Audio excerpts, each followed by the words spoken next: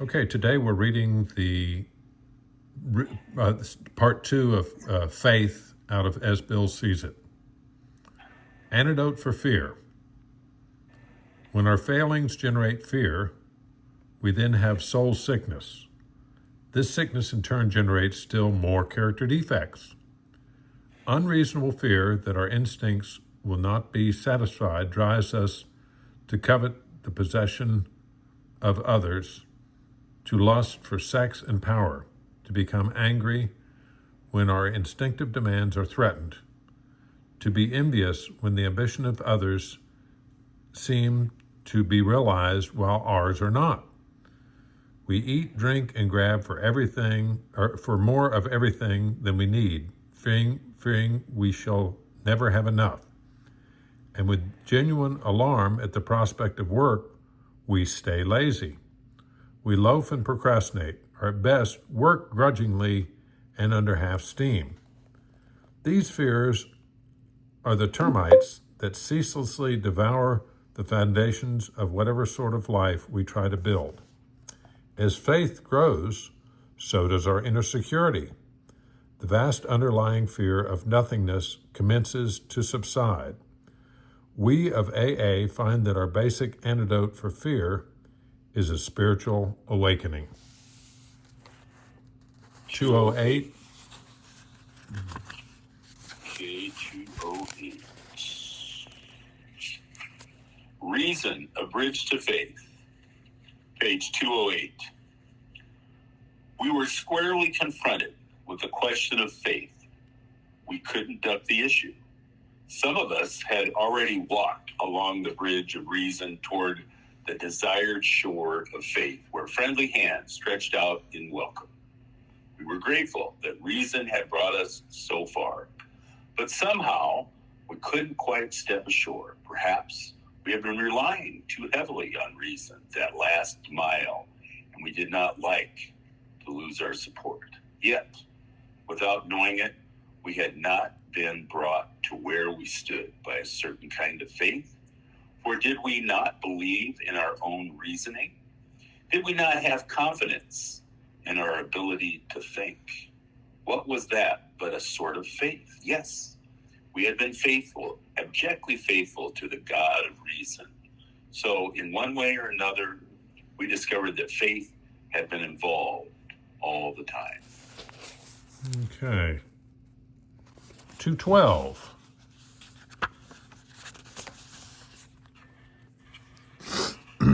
Faith and action. Your prospect's religious education and training may be far superior to yours. In that case, he's going to wonder how you can add anything to what he already knows. But he will be curious to learn why his convictions have not worked and why yours seem to work so well. He may be an example of the truth that faith alone is insufficient. To be vital, faith must be accompanied by self-sacrifice and unselfish, constructive action. Admit that he probably knows more about religion than you do, but remind him that however deep his faith and knowledge, these quantities could not have served him very well, or he would not be asking your help. Dr. Bob did not need me for his spiritual instruction. He had already more of that than I. What he did need when we first met was the deflation at the depth and understanding that only one drunk can give to another. What I needed was the humility of self-forgetfulness and the kinship of another human being of my own kind. Okay. I'm lost. 219. 219. Not too far. Willing to believe, page 219. Do not let any prejudice you may have against spiritual terms deter you from honestly asking yourself what they might mean to you. At the start, this was all we needed to commence spiritual growth, to affect our first conscious relation with God. as we understood him. Afterward, we found ourselves accepting many things which had seemed entirely out of reach. That was growth. But if we wished to grow, we had to begin somewhere. So at first we used our own conceptions of God, however limited they were. We needed to ask ourselves but one short question. Do I now believe, or am I willing to believe, that there is a power greater than myself? As soon as a man can say that he does believe, even in this small degree, or is willing to believe, we emphatically assure him that he is on his way. All righty. 221. God will not desert us. Word comes to me that you are making a magnificent stand in adversity. This adversity being the state of your health. It gives me a chance to express my gratitude for your recovery in AA, and especially for the demonstration of its principles you are now so inspiringly giving to us all. You will be glad to know that AAs have an almost unfailing record in this respect. This, I think, is because we are so aware that God will not desert us when the chips are down. Indeed, he did not when we were drinking, and so it should be with the remainder of life.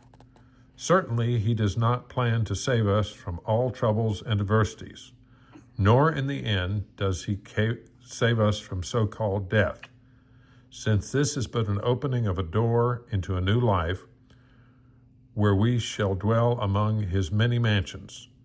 Touching these things, I know you have a most confident faith. 225. 225. The answer in the mirror. While drinking, we were certain that our intelligence, backed by willpower, could rightly control our inner lives and guarantee us success in the world around us. This brave philosophy wherein each man played God sounded good in the speaking, but it still had to meet the acid test. How well did it actually work? One good look in the mirror was answer enough. My spiritual awakening was electrically sudden and absolutely convincing. At once, I became a part, if only a tiny part, of a cosmos that was ruled by justice and love in the person of God. No matter what had been the consequences of my own willfulness and ignorance, or those of my fellow travelers on earth, this was still the truth. Such was the new and positive assurance, and this one has never left me. Okay. 235. Looking for lost faith. Any number of AAs could say we were diverted from our childhood faith. As material success began to come, we felt we were winning at the game of life. This was exhilarating, and it made us happy. Why should we be bothered with theological abstractions and religious duties, or with the state of our souls here or hereafter? The will to win should carry us through.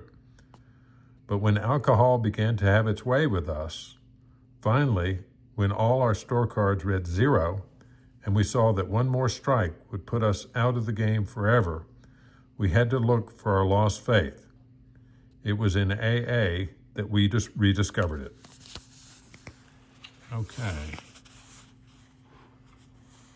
260. 260.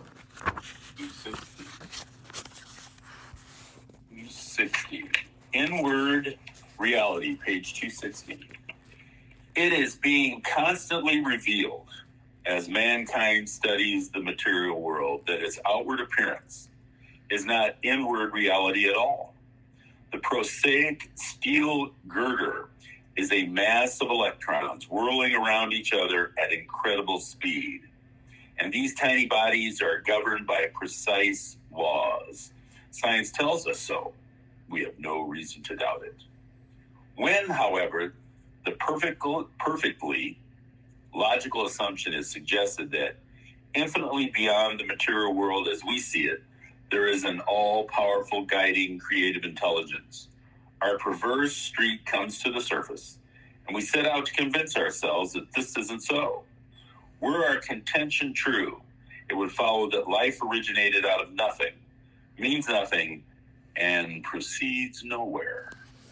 Okay. 263, fear and faith. The achievement of freedom from fear is a lifetime undertaking, one that can never be wholly completed. When under heavy attack, acute illness, or other conditions of serious insecurity, we shall all react to this emotion, well or badly, as the case may be. Only the self-deceived will claim perfect freedom from fear. We finally saw that faith in some kind of God was a part of our makeup. Sometime we had to search persistently, but he was there. He was as much a fact as we were. We found the great reality deep down within us. Okay. 284.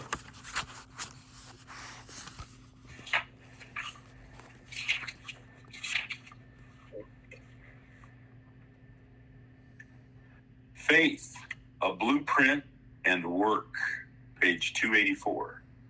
The idea of 24-hour living applies primarily to the emotional life of the individual. Emotionally speaking, we must not live in yesterday, nor in tomorrow.